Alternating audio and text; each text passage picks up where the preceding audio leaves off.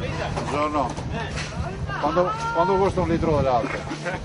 Il viaggio del governatore del Veneto Luca Zaia a Padova inizia dalla sede del candidato da lui sostenuto oggi per il centrodestra alle elezioni, Massimo Bitonci, dalle bancarelle dove commercianti ed extracomunitari convivono ormai da decenni con i padovani. Da quanti anni è che avete sto banco? Alle 10 anni.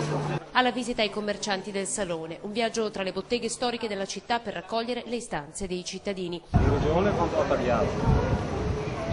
Ha un numero di telefono.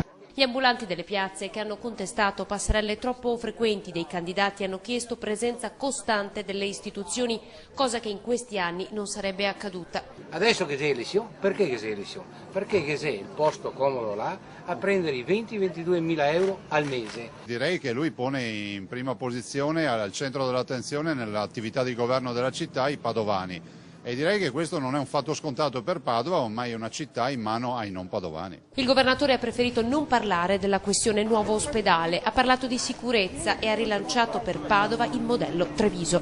Un modello che è vincente, un modello che permette alle signore di girare con tranquillità e in libertà H24 nella loro città, un modello nel quale gli immigrati sono assolutamente ben accetti e ospitati solo nella misura in cui vengono a lavorare, a comportarsi bene e a rispettare le leggi. La nostra stazione di treni in mano ai trevigiani e non agli immigrati che non fanno nulla tutto il giorno.